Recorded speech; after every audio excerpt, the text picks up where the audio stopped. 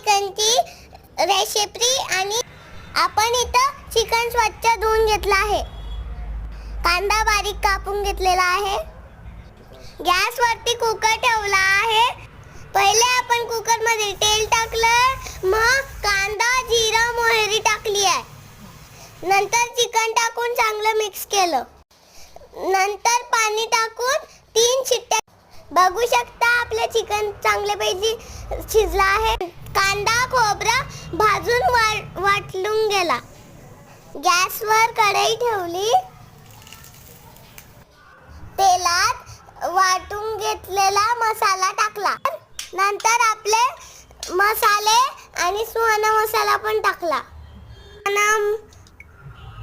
सुहाना मसाला टाकला. इकडे चिकन आपण टाकून दिलं. चांगलं मिक्स